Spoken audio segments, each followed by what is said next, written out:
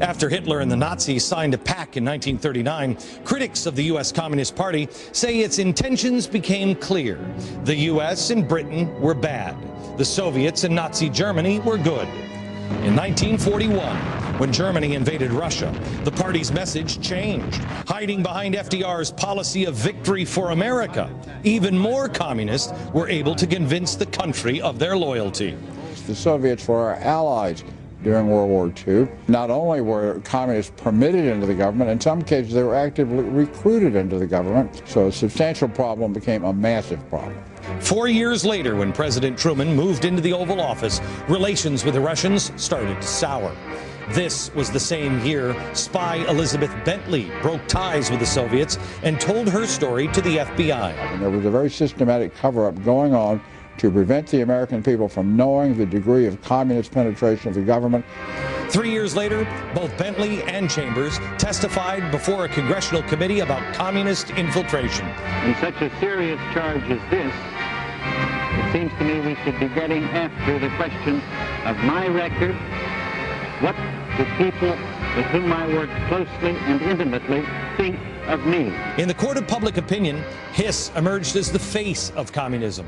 He was convicted in 1950 for perjury after he denied giving documents to Chambers. Later that year, it was Republican Senator Joe McCarthy who shined a spotlight on the Communist Party again. He claimed he had yet another list of cases showing betrayal within the U.S. government. McCarthy later led a Senate committee investigation into inefficiencies in the government. Critics accused him of falsely identifying communists and smearing their names. McCarthy was eventually censured by the Senate in 1954. That same year, the U.S. became concerned about the domino theory, that if one country fell to communism, so would others. Kind of feels like that now, doesn't it? To help protect itself from a communist insurgency, America entered into the Southeast Asia Treaty Organization, an organization that eventually broke up in 1977. It took another 12 years for the communist regimes to fall in Europe, when the Berlin Wall came down in 1989.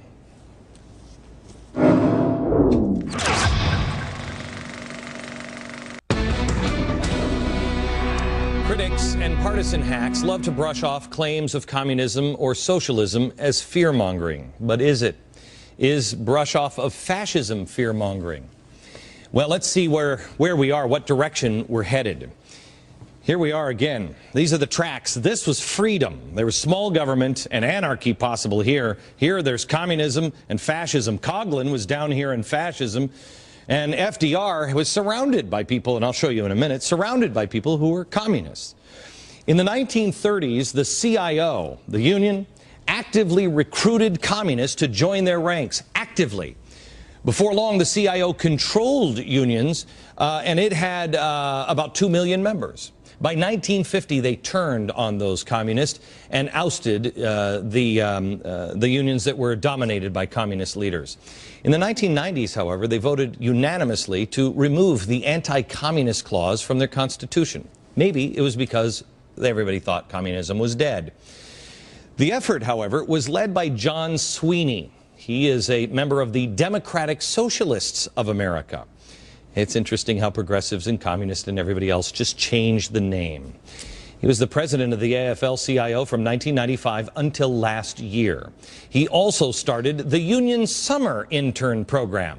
This was great. This was a crash course on achieving social justice and economic justice through community organizing and using class warfare ideas and tactics.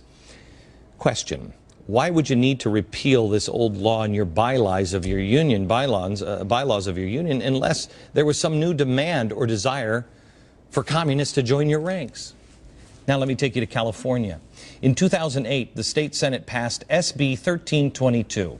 This bill, amazingly, allowed communists to teach in schools, to become school teachers in California.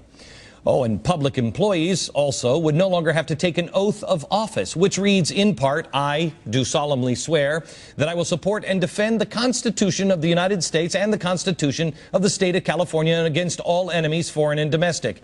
And I do further swear or affirm that I do not advocate nor am I a member of any party or organization, political or otherwise, that now advocates the overthrow of the government of the United States or of the State of California by force or violence. Why would you want people to stop taking that oath? Who wouldn't want that taken? Especially by teachers. Other than maybe people who are what?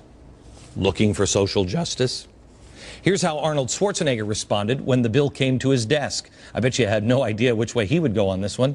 But he said, quote, I see no compelling reason to change the law that maintains our responsibility to ensure that public resources are not used for purposes of overthrowing the U.S. or state government or for communist activities. For those reasons, I'm unable to sign this bill. Even Arnold Schwarzenegger would not go for this. Maybe it was his time in Austria with his family. How did it make it all the way to his desk? In a completely unrelated story, do you know who the top political spender was in California last year? Who's the group that's dumping the most lobbying money into swaying politicians?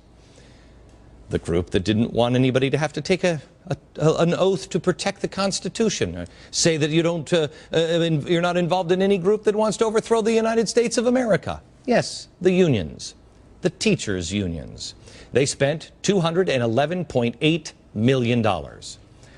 I'm sure it's just a coincidence. It has nothing to do with communism or social justice. If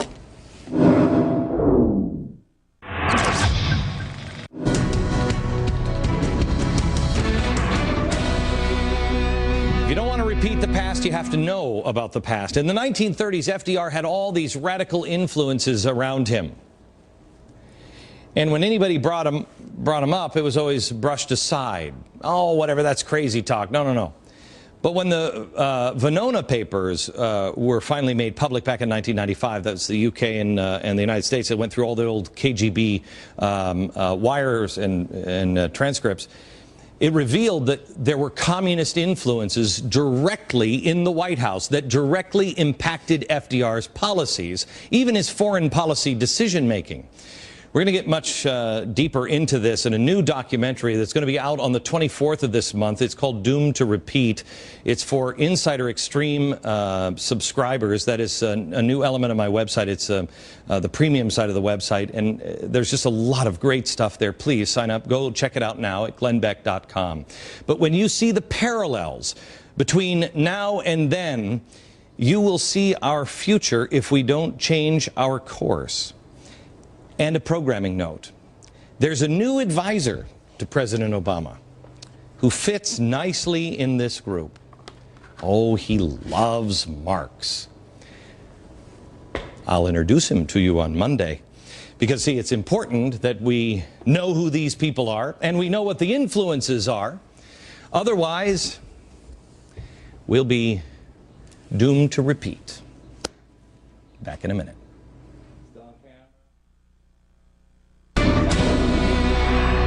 I have to show you there's a game. This is the kind of jobs that they were creating in the 1930s. The game of prosperity. Why did we last so long in the Great Depression? Because this was a game. This is how we created jobs. And if you look, you had to go with a spinner and you move these little guys above around the board, but you have to go back if you were hoarding. If you were buying American products, you could advance. If you broke a code rule to the government, you go back. Full support of the code of FDR, you could advance. It was a nightmare. Tomorrow, the one-year anniversary of the 9/12 Project special show. We'll see you there.